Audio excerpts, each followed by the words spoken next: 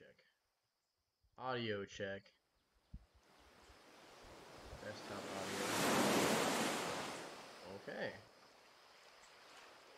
That up here, do that there.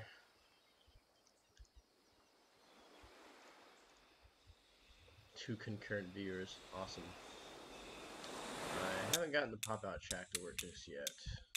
3 concurrent viewers, alright. Ow, okay. I'm using the new YouTube stream shit. It's got some weird looking that's really loud, even though it's that low.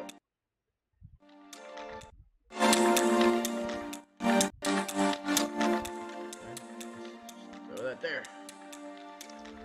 Yeah, the new very quiet. How about that? We'll bring Crab Rave down.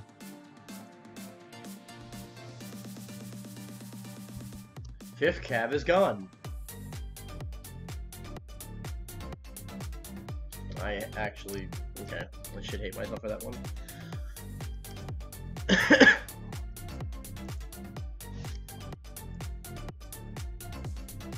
Man, YouTube's new software is actually really nice. Playbacks up to 6, chat rate. Okay. Pretty informative. There's actually not that much extra stuff. Because it's a chat revenue button, as if that matters to me. So I have to go and redo all the stuff I did yesterday because I accidentally hit Alt F4 trying to close something because I'm retarded. This will be...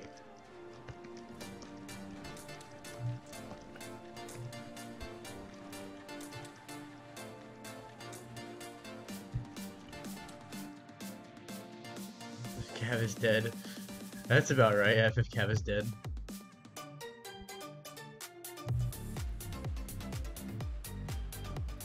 Oh boy. This is CQB operator. Now what I'm doing here is when I hit @hoplite Bravo, when you join a server, it will actually remove all these weird random destinations like Alpha 1 and Alpha 2, and it will replace it with the custom role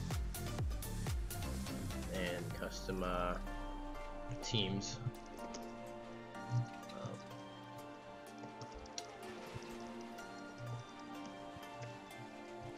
Makes it super easy for multiplayer.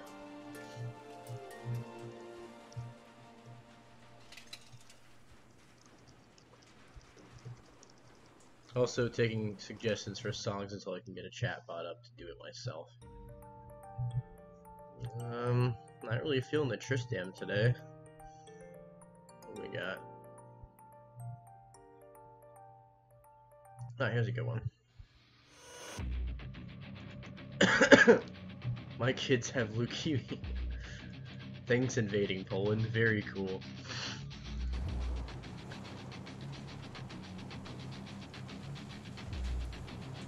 Actually, you know what I'm gonna do? I'm just gonna go ahead and throw this up in the corner here so we can see what's going on. Window capture, properties. Chrome is usually very iffy. I forgot how it honestly works. So above, game capture. Oh, that's not what I wanted to do. New window capture.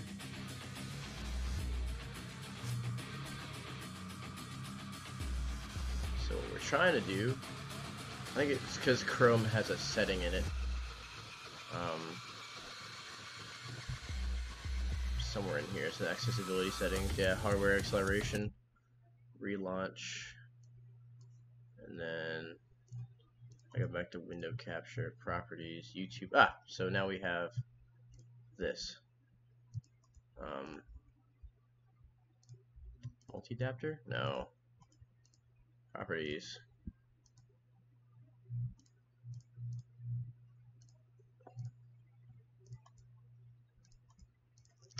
Hold on.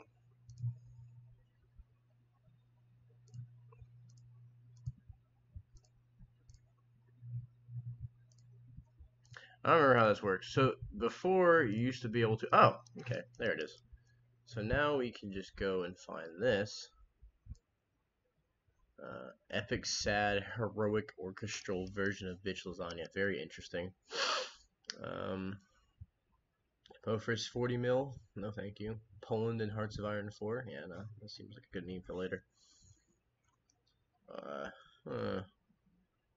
Needle felt sleepy mice. That sounds weird.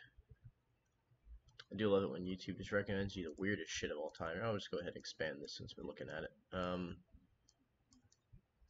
gonna figure out what else I want to watch. At least watch or have it in the background. Crab Rave 10 hours. That's always a a very good option. Let's go ahead and throw this on here so I can see the chat actually. How many wanted custom loadouts? So custom loadouts are having to go for right now because the internet does not want me to load the mods that are required to the server, and the server doesn't want to take them. So I'm having to actually go and remove all of those modded loadouts with all the extra weapons and give everyone either RHS or vanilla weapons because only 2 mods I know that work. And then once we actually get in game, I can drop a crate perhaps of like special weapons or ammo. But the thing is, I'm trying to really avoid people sitting in an area and fucking with their loadouts for 6 hours. And if I have to get to the point where I get an Academy live stream. Okay. If there's nothing going on, you can rerun the stream up to 4 hours to see action. It's just... Oh. I don't even know what to think about that. There's even the kittens' names. You got Wedge, Penny Loafer, Oxford, Sneaker. Oh. It's really live 24/7 forever. We have turned the lights off at night. We have good night vision set up. For the cats, it appears dark. We don't get paid for this. The stream began April 20th of 2016. This has been going on for 3 years. I have completely gone and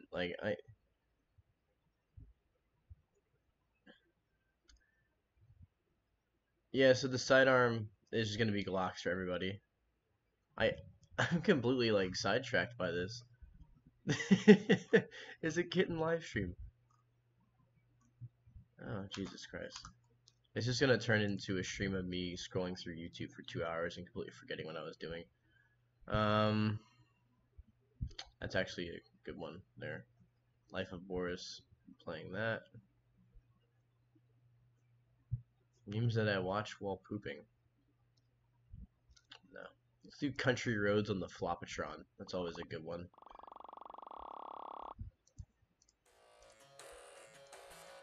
I do like me a good old Flopatron.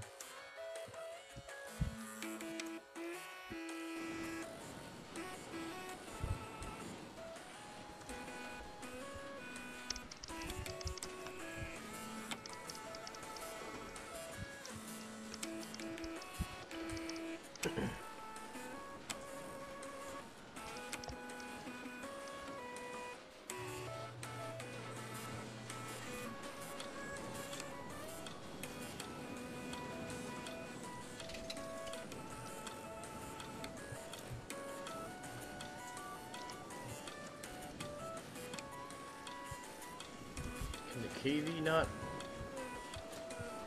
take us? Okay.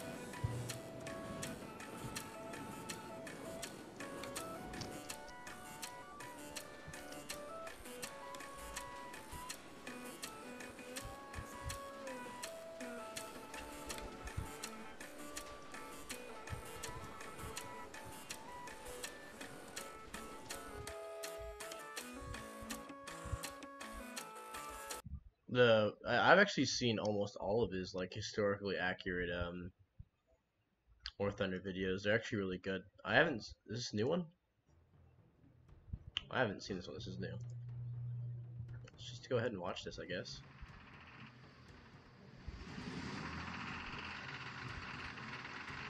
Apparently, just like according to most sources, the Pershing was just a real shit tank. Not like shit, but like when it came to the Korean War and fighting T-34-85s, the Americans were more likely just to go ahead and use the Shermans, which were just simply more reliable than the Pershings were.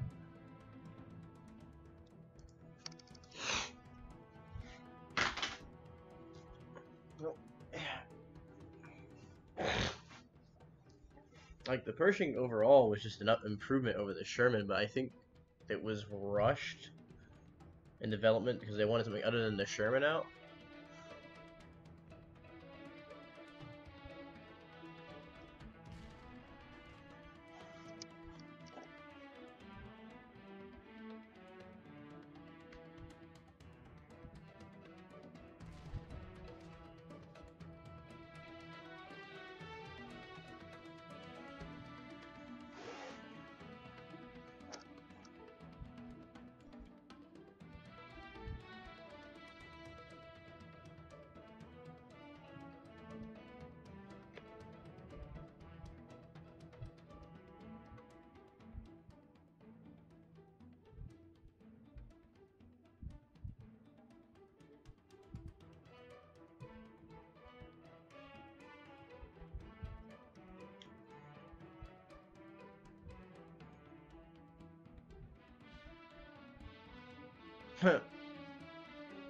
Just the fuel pump system's all fucked off.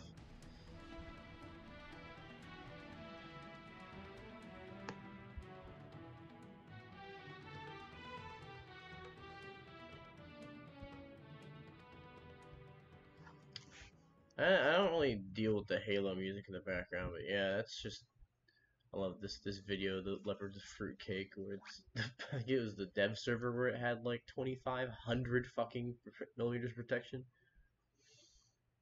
Let's see. What else can we watch? Surreal Entertainment's always good.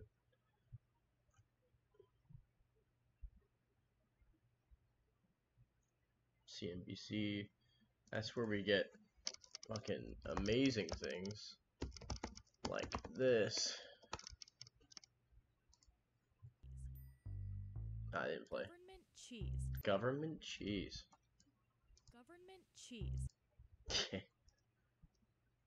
Steve Harvey. Well, Jesus Christ. All right. I want y'all to know something else too. Ain't nothing changed about Steve Harvey. I'm from the ghetto. I'ma always be from the ghetto.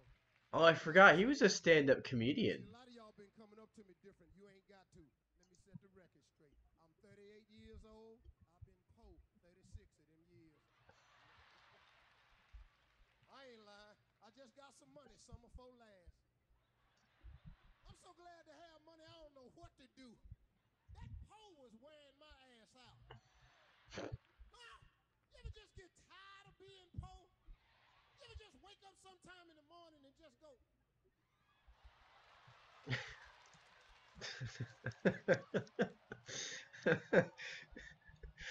another poor ass day? I just keep forgetting this dude is a stand-up comedian. Yeah, actually pretty good. When you poor, a lot of stuff means stuff.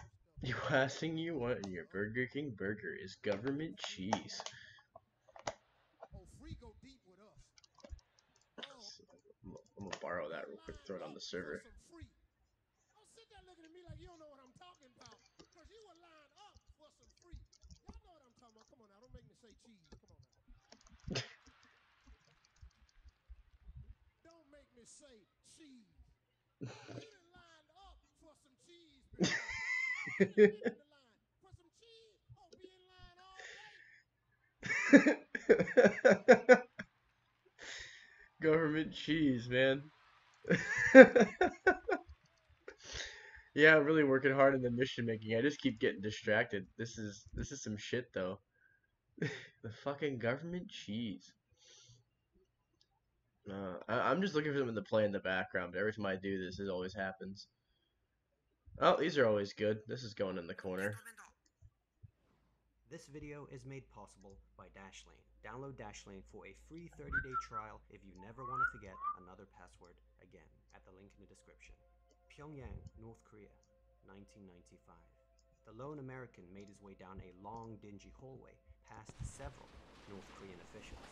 He was nervous, afraid of what was to come, not just because of the constant surveillance he was under, but the state. You see, North Korea at that very moment was in the midst of a devastating famine, with hundreds and thousands of its citizens suffering and dying from starvation and illnesses. He didn't know Sometimes what I to dream expect. about He was cheese. there for a reason, and he had a job to do. At the entrance, he got his cue, and with one final breath, he stepped out into what was a sea of humanity. Now, this wasn't just any crowd. This was 190,000 North Koreans who were conditioned to see Americans as evil, who did not know pro wrestling was staged, that it was predetermined and choreographed. And here was a man, a blonde-haired American man, who embodied everything they were legitimately told to hate. This man, you may have heard of, was the legendary Ric Flair, one of the greatest American professional wrestlers of all time. And at this moment, he was wondering what he had gotten himself into. Now, this happened in April 1995, but the events that led to this actually started 11 months earlier. Tokyo, Japan, 1994. Over 1,000 kilometers away, a Japanese politician was in his office contemplating his uncertain future. This politician was in the midst of a major scandal involving his alleged connection to the Japanese mafia, the Yakuza, and this seriously threatened his upcoming re-election to the House of Councilors, Japan's equivalent to the US Senate. Now, aside from being a politician, he was also one of the most popular Japanese wrestlers of all time, because this man, with the granite chin, was the renowned Antonio Inoki. Initially rising to fame as the protege of the great 1950s legend Riki Dozan, the first real megastar of Japanese pro wrestling, he eventually branched out, building a legacy of his own, later parlaying his in-ring success and popularity to the world of politics. However, with his political career now in limbo, he was thinking of leveraging that past to save his future. Now, over in the Hermit Kingdom, an incident was taking place, something unthinkable. The great leader, the eternal president, the founder of North Korea, Kim Il-sung, had collapsed. He was having a heart attack. A team of North Korea's best doctors were flown in to save him. They worked on him for hours, but alas, on the afternoon of July 8th, 1994, Kim Il-sung died. To North Koreans, this was a man who saved Korea, who single-handedly defeated the evil Japanese to liberate the nation, who fought off and vanquished the imperialist Americans to win the Korean War. And those were some mighty shoes to fill. His son, Kim Jong-il, now left suddenly with an entire nation to rule and one under immense turmoil, felt this pressure, as all eyes were on him. Meanwhile, in the US, there was one company that was reigning supreme as the world's premier wrestling brand, the Connecticut-based World Wrestling Federation, or WWF, today known as the WWE. Now, at the time, their biggest competitor was the Georgia-based World Championship Wrestling, or WCW, who was constantly trying to play catch-up. This frustrated the WCW president Eric Bischoff, who wanted nothing more than to beat his rival. One night, Bischoff received a call from an old Japanese acquaintance. It was the wrestler turned politician, Antonio Inoki. Inoki had finally figured out how to save his political career, and it, perhaps strangely, involved holding the greatest pro wrestling event the world had ever seen. Inoki himself owned a successful wrestling company in Tokyo called New Japan Pro Wrestling, NJPW, and in a collaborative effort with Bischoff's WCW, wanted to put on a pay-per-view extravaganza with marquee names from both sides of the Pacific. The publicity would be huge. Bischoff listened intently as Inoki revealed the one caveat. The event would be held in North Korea, the totalitarian, isolationist state. Now, this in itself would be controversial, but NJPW was a Japanese company, and WCW was an American company, two countries considered the greatest of enemies to North Korea. Despite this, Inoki was willing, hoping the publicity and goodwill gleaned from this so-called World Peace event, as he dubbed it, would boost his chances at re-election, as well as help put WCW on the map. Or at least, that was his pitch to Bischoff. Bischoff didn't actually need much convincing though, because he saw this as a phenomenal opportunity to gain mainstream attention. Now, of course, all this really amounts to nothing if North Korea didn't actually agree to hold the event. And for such an isolationist country intent on keeping outsiders away, this just wasn't going to happen, barring, of course, some unprecedented event that would change the course of North Korea. Which it did. The supreme leader had died, and his son Kim Jong-il was now ruler, which meant he needed to make a statement. He needed to showcase his newfound power and influence to the world, and to his own people. He needed to prove his worth and establish a cult of personality he felt was vital for political control, something he learned from Dad. And, odd as it may seem to us, a grand pro wrestling event with its simplistic portrayals of good and evil apparently served that purpose. North Korea had always tended towards these types of old-fashioned Stalinist spectacles in showcasing their might, and so he was on board. Thus the pieces were now in place. Inoki, Bischoff, and Kim were all in. But they needed a main event to headline the show, one that would generate a great deal of buzz. And it only made sense that Inoki himself be involved, given his superstar status, which he agreed to. Being semi-retired from the sport by that point, and being an active high-profile politician, made it unexpected to some, though not completely unique in the annals of wrestling history, as seen by current mayor of Knox County, Tennessee, Kane, who still makes in-ring appearances to this day. Inoki had always taken a, shall we say, hands-on approach in diplomatic affairs, and controversies aside, his actions have often stemmed from a genuine interest in promoting world peace, to the point of putting himself in some real danger. Now, the question was though, who was he going to face in the main event? His opponent also had to be someone big, and preferably American, and so Eric Bischoff went and asked his biggest star in WCW to join him in Pyongyang. The most famous wrestler of all time, Hulk Hogan. Hulk fucking But who Hogan. did agree to join No. him was the Nature Boy, Ric Flair, also one of the all-time greats. Unlike Hogan, Party Boy Flair was always up for an adventure and was excited to take the risk. And a risk it was, as once inside the Hermit Kingdom, no one would be able to guarantee their safety. Now, at this point, the powers that be wanted even more prestige added to the event, so they called upon a name that even non-wrestling fans would have heard of. Astonishingly, Bischoff was able to convince Muhammad Ali the Greatest to join them on the ride. Many months later, in Pyongyang, this motley crew of high-profile American and Japanese wrestlers and performers touched down in a special military plane sent by the North Korean government. They were warned in advance the plane would be bugged, filled with microphones, which meant they had to refrain from saying anything even remotely negative about the country. Upon landing, each person had their passports taken and was immediately assigned a handler by North Korea's intelligence agency to follow them around 24/7. This meant they weren't allowed to go anywhere except for on carefully curated tours of the country crafted specifically for them.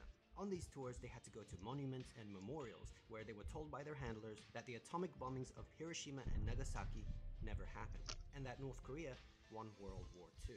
Many times, they had to pay their respects to the great heroes of North Korea's past, including, of course, the recently deceased Supreme Leader. All in all, they were simply the best, and if anyone told them otherwise, there would be severe consequences. One of the wrestlers, Big Scott Norton, found this out the hard way. One night in his hotel room, he was on the phone with his wife, who was in the US. They were arguing, as she was accusing him of partying recklessly, having a blast with the guys over in Asia. Norton tried to explain that she was wrong, that that sort of thing just wasn't possible in North Korea. But she didn't believe him. Out of frustration, he yelled, "You don't understand what kind of shithole we're in," which is when the phone went dead. The door suddenly opened, and North Korean military personnel came in and forced him out. They sat him down in an interrogation room and informed him that he can't talk about their country like that. Indeed, they had heard everything. The phone was tapped, and the room was bugged. All the hotel rooms were under surveillance. According to his later account, Norton fully expected to be shot right then, right there. But as things were looking dire, someone high up in command walked in, and after some vague threats and a stern warning, he was let go. Perhaps it was because they knew a high-profile diplomatic incident would likely be more detrimental to North Korea. or they just didn't want to ruin the big event the next day, as Scott Norton was a featured attraction. Either way, come event time, Norton, Flair, all the wrestlers were ready to put on the show. Now, there was a huge famine going on, and so the wrestlers really had no idea what sort of crowd to expect. Would they even be able to afford tickets? But upon arrival at the stadium, they were shocked to find a packed attendance, which in itself is impressive. But this was North Korea's May Day Stadium, to this day the largest stadium in the world. Ric Flair was ecstatic that there were real draws even in the Hermit Kingdom, but he was soon informed that what he was witnessing was a forced attendance. North Korea wanted to show the world how much they were truly respected, and it was clear that empty arena matches just wouldn't convey that. As for their militaristic might, they had tanks and launchers displayed on the field, as well as lots and lots and lots of marching. In the back, they had rows of children holding up sectioned cards that collectively depicted ballistic missiles hitting the US and Japan, which, while a magnificent sight to behold, was awkwardly worrisome for the American and Japanese wrestlers who were getting ready to perform. Now, once North they Korea, were man. performing, once the actual wrestling started, things took a strange turn, because it became quickly apparent that something wasn't quite right.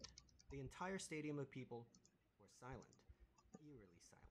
Pro wrestling had always been contingent on eliciting crowd reactions and playing off them, so this was a huge detriment to the performance. Now, it turned out that likely no one in the stadium actually knew what pro wrestling was. They didn't know any of the famous wrestlers, and they didn't know it was meant to be fake. For this conservative crowd, the carnivalesque glitz and glamour, the flamboyance and face paint was just too much.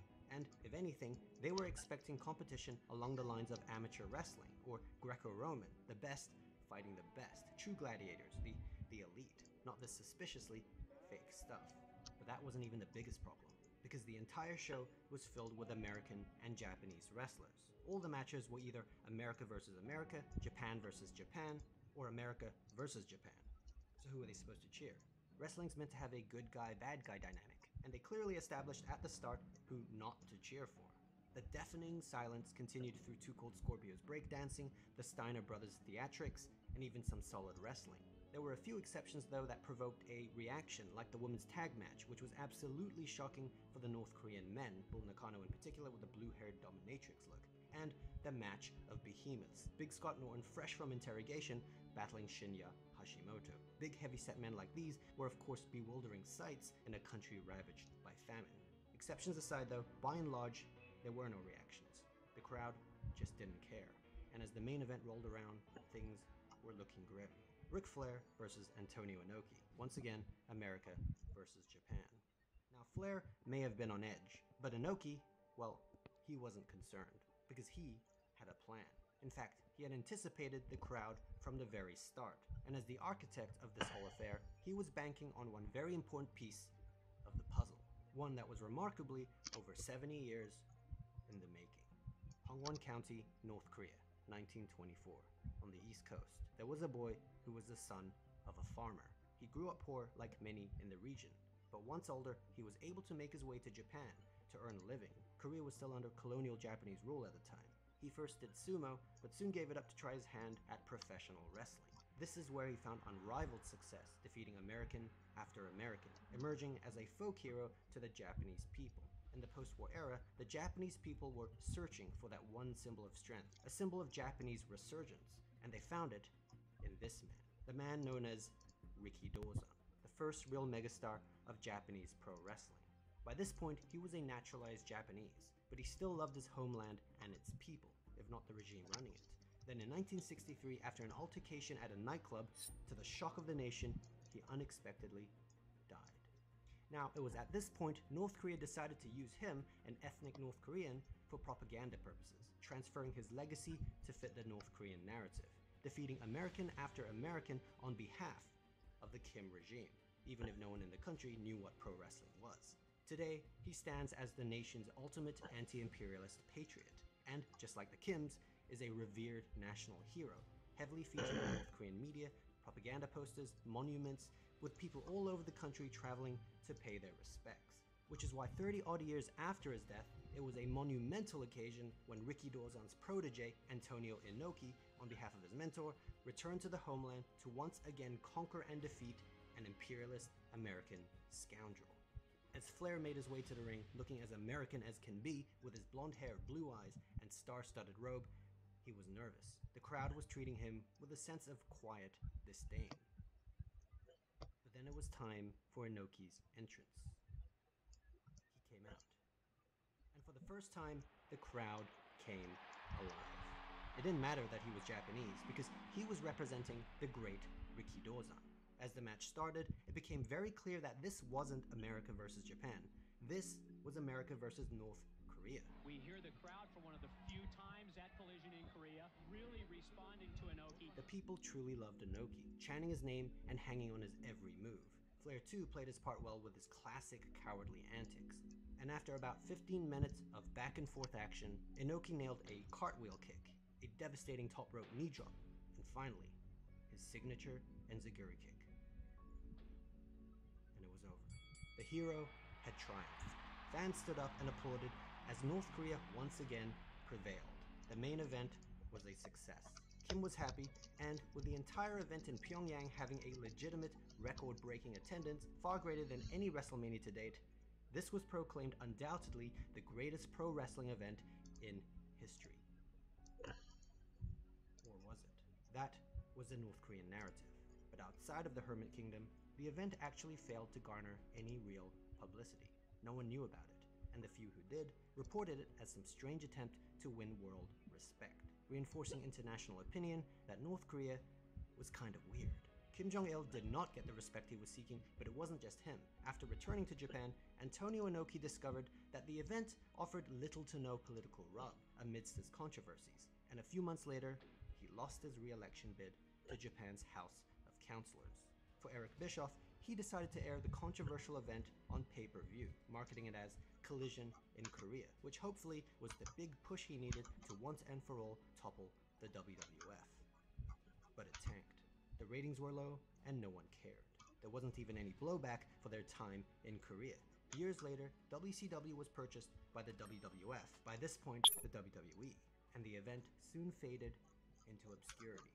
Now, interestingly, this wasn't actually the last time a major US wrestling company would go on to hold a prominent event in a controversial totalitarian state. Riyadh, Saudi Arabia, 2018. 23 years after North Korea. The WWE, now unrivaled as the world's largest wrestling promotion, held an event in the kingdom's capital. This amidst controversy involving the journalist Jamal Khashoggi, who after being surveilled for weeks by Saudi officials, was executed in the Saudi consulate in Turkey. According to many sources, the order came from the Crown Prince himself, although Saudi Arabia denies this. The show went on despite criticisms from prominent politicians, the media, political commentators, and even WWE's top stars, like Daniel Bryan and John Cena, who refused to work the event. All this quite unlike North Korea, where no one cared. However, just like North Korea, the Saudi show inextricably featured a wrestler-turned-politician who, like Inoki, just so happened to compete in the night's main event.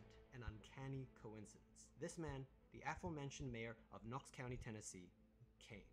Now, the funny thing is, while North Korea was spying on wrestlers, Saudi Arabia was spying on journalists, tapping their phones and hacking their accounts, which makes it all the more fitting that the only reason they were caught and exposed was because Turkey was spying on them.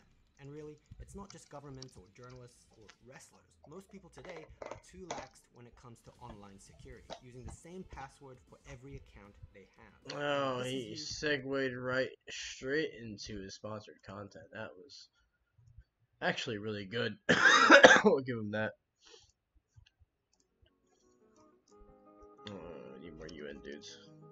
What you are looking at right now is the line on the opening day of the second McDonald's restaurants in the Soviet Union.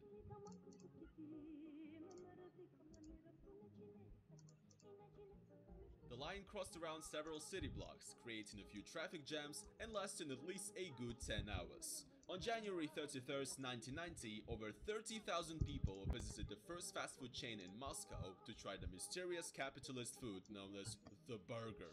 Fast food is something that most of us take for granted. It's always been there and it always will be.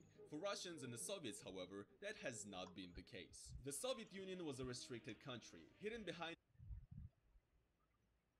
Drop frame 0, FPS 30, bitrate 30, Okay, we seem to be back on. Just making sure.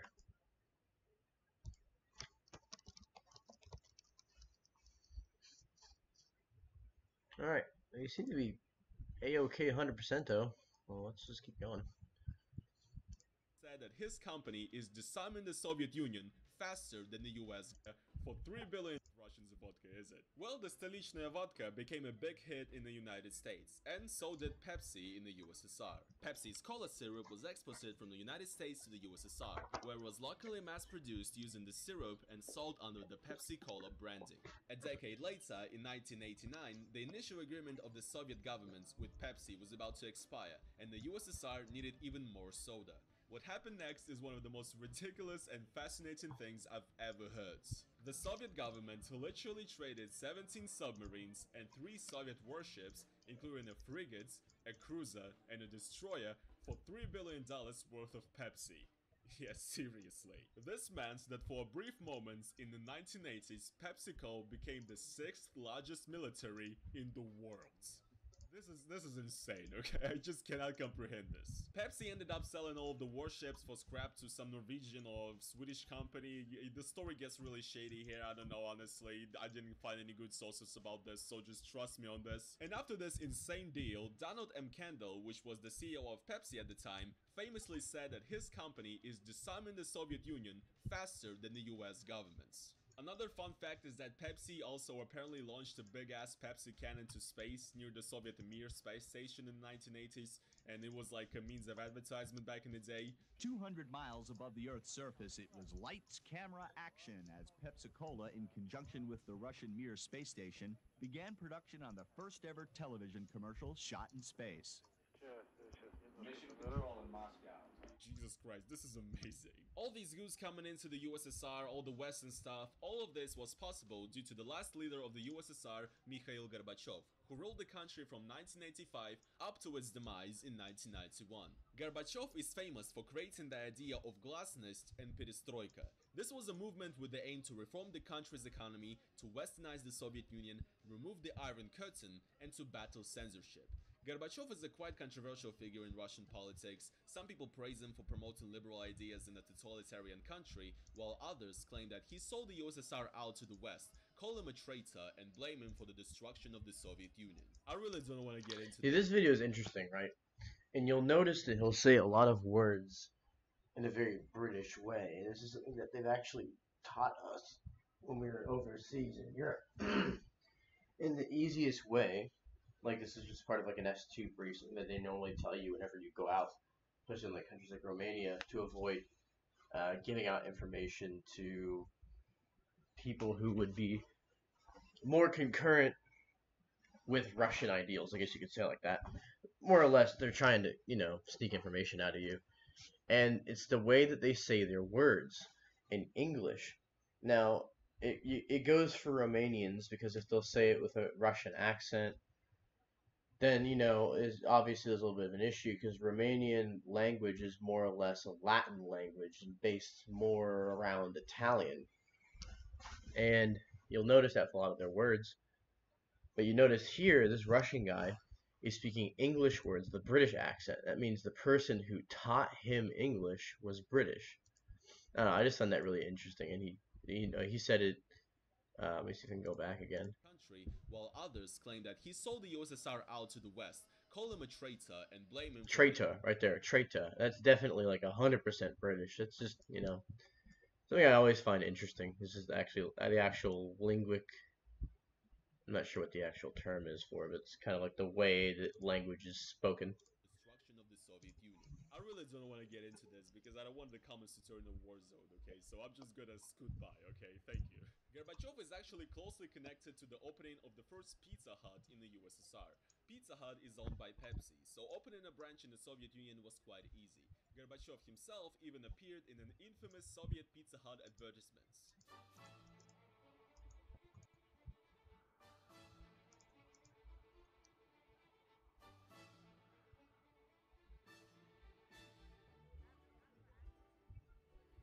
Это Горбачев.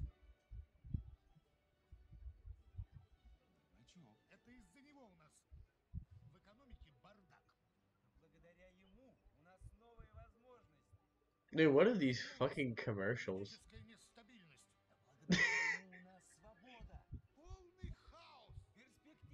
Dude, like I can't believe they even actually air that shit.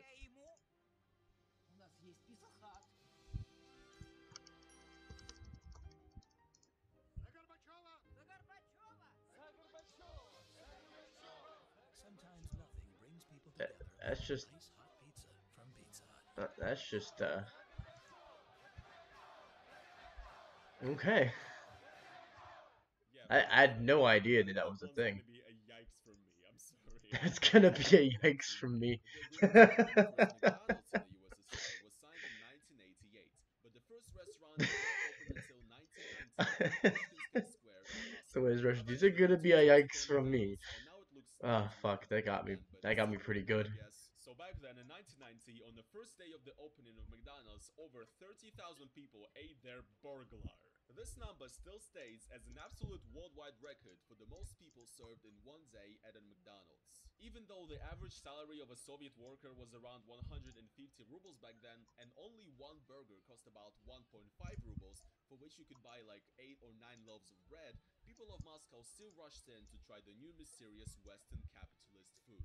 KFC in Russia has a very interesting history as well. It first opened up in Moscow in 1993, however it was not actually called Kentucky Fried Chicken. The KFC company partnered with a Russian company called Rosinter, and the fast food chain opened up under the name Rostix. In 1998, KFC and Pizza Hut both left Russia because the business was not profitable. However, both of them returned to the Russian market in the year 2000. KFC was still known as Rostix until 2005, when both companies decided to rename the brand Rostix KFC. Finally, only in 2011, KFC bought out the Russian branch, and the KFC restaurants in Russia now have the original KFC brand name. Due to the chicken fast food chain being called differently for such a long time, many people, especially of the older generation, still refer to KFC as Rostix. Subway first unsuccessfully tried coming to Russia in 1994, but they only managed to do so in 2004.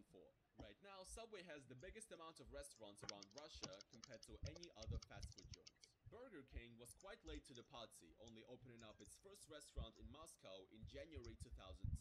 However, today Burger King is perhaps the fastest growing fast food chain in all of Russia, due to the company's aggressive marketing, which often comes off very cringy to be honest, and the fast food chain's great pricing policy. The American fast food chain Wendy's also tried to make it to Russia. The first joint was opened up in Moscow in 2011.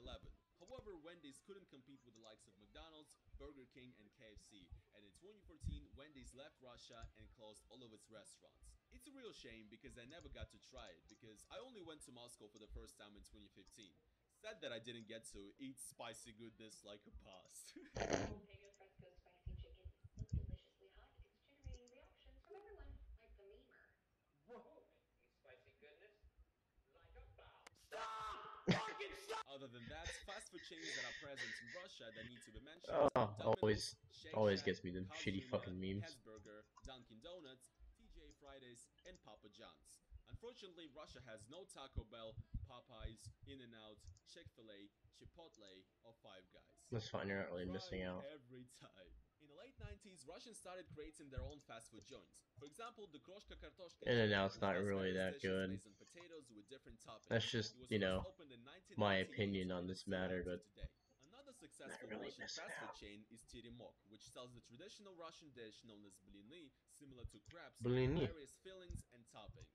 Fun fact, Teremok actually even had a number of restaurants in New York. However, they are no longer in business in the United States. The biggest and currently fastest growing Russian fast food chain is Dodo Pizza. It was opened up in 2011, and right now it's like the biggest pizzeria in all of Russia, and it's actually pretty good.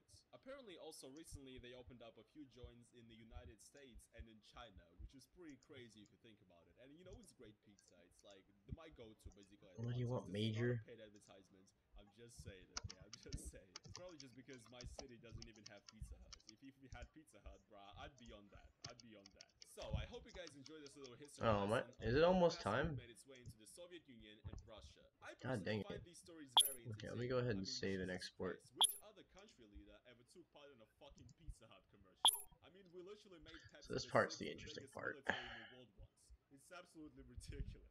Anyway, if you guys did enjoy this video, please make sure to smash the like Oh button yeah, it is and time. subscribe I've if you want to see completely more wasted videos 2 like hours, this. haven't I I? like to branch out a little more and do some essay type So what we videos. do If you guys here want to support me as well, make sure to check out my Patreon down in the now, description, it's and I'll be because we still very have an hour. appreciated. And yeah, thank you guys So so much what for we watching do this here video, is the and I will see interesting you guys part. So in the I next one. might go ahead and pull up a view so you guys can see, but things get iffy here. Oh god.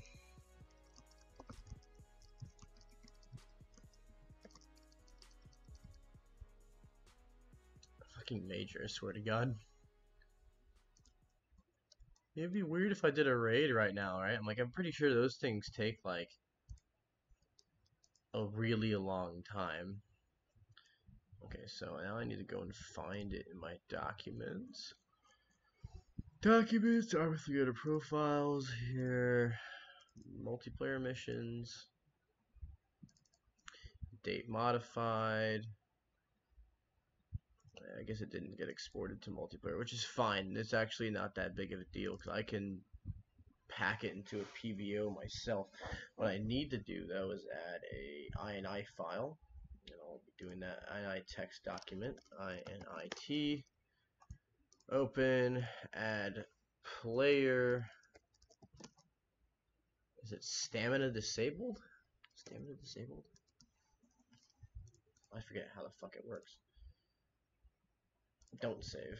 I'm just going to leave that blank for now. I'm going to go ahead and pack this into a PBO using PBO Manager. Back into PBO. Now I have this. Go ahead and going to hit cut on that. Open my file transfer port. It's 5 till 11, my dude. Oh, shit. I probably should hop into... Hi, how's... You collected empty muffin containers? Make sure... What? It's not loading. Not loading? It's the void. Just give it a second. It's stuck. There it goes. There we are. Door stuck. Door stuck. Door stuck. Door stuck. Thank you, everybody. Stuck. A door. If something doesn't work, you shoot it. Or Do stick you your want penis in it. door stuck, or do you want... I'm stuck in a constant state of dread.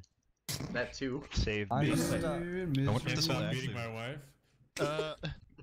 No, you can keep doing You that. want That's a fine. door stick? Fucking dead. Door negative move. I didn't kill my wife. The A settings are set so that if you go down, people will have a chance to revive you, and you have a maximum revive time set to the maximum amount of time, so 3,600 seconds. They're having a whoa fucking battle up there. Gods, calm it down, Major. Yep, Major. Hey, that's a bit too much. Oh, okay. So just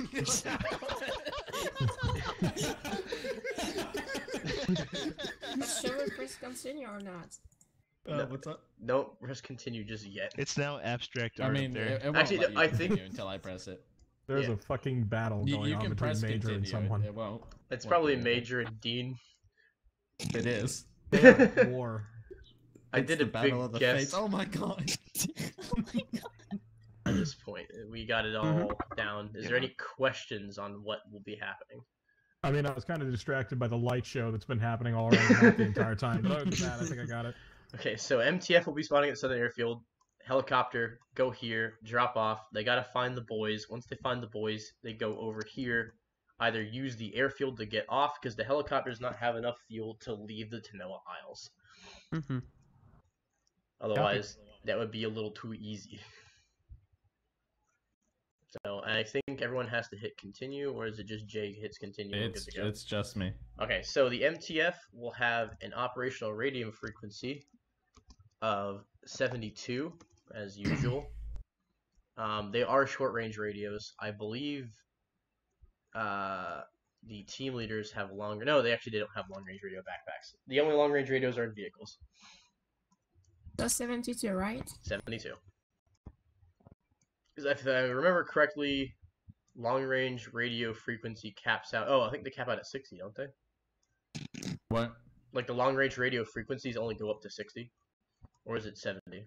I think it's the opposite. They can't go low numbers. They're only in a high number set.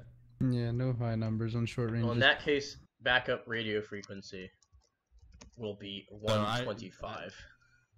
I don't know if that's valid. I would just go with 170. 170? Yeah. Sounds good. 170? Yeah. Yeah. They'll be For on the long side. range.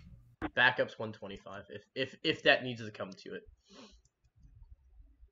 So is everybody 100% clear? I won't be getting DMs from people going, "Hey, so what the fuck's going on?" What did you say the backup one was? 125.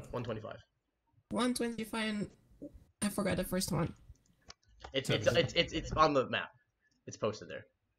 Alright. You're also gonna be with other people, so you can just ask them. Except for Jay and I, we're just gonna be chilling like villains. That's all. Okay, we Well, good? y'all will be actively avoiding death at any given time. Yeah, sounds good to me. All right, we should all be set and ready to go. Okay. What's my job again? Oh my god. You're with us. Just protect me. Wait. And me. Wait, what's the No. objective? Yes. Okay, I'm pressing continue. Are you okay with that, Pip? Yeah, let's just go ahead and do it. Al Akbar. Yeah, yeet. Oh no! Yeah, yeet. User left your channel. User left your channel. Channel switched. User joined your channel. Elf in a constant state of fear. Whoa. The gayest looking. I still have it. Yes. User left your channel. Let me just... Fuck is.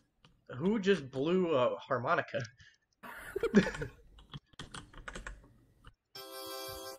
Okay. Let me. I realize now I have no bullets. Wait, you have no bullets. Oh dear. Channel switched. Okay. Why do you have no bullets? Oh, to the helicopter. User joined your channel. Yes, I'm the one who's flying it, not you. Don't touch me, jackass. I need bullets. Why do I have so many Like spare magazines. I don't have any. Who keeps fucking blowing a harmonica? I don't either. Oh, we need a medic, huh? Okay, so I'm doing this out of necessity for right now, but can we stop smacking keyboards, please, and thank you? I have only the ammunition that is in my gun. Yeah, so we're working on this right now, so this will be added a full arsenal. Do not fuck with it for more than 5 minutes. What you need to grab is your ammunition and a fucking gas mask, okay? That's all. Fuck you. Very nice. Arsenal or inventory? Arsenal. Arsenal would be the only way to get the shit that you need. Yeah. Where do you find a gas mask? It should be in Faceware if you loaded the mod. Faceware. If you didn't load the Right. mod, then you're about to have a very upsetting time anytime you go over the sea. Which As gas in, mask should we get? Any of the gas masks work fine. And since it's a Like suffocation agent... M50 Pro mask. Yeah, Yeah, M50 makes me look like a stormtrooper. A pro mask, is that good enough?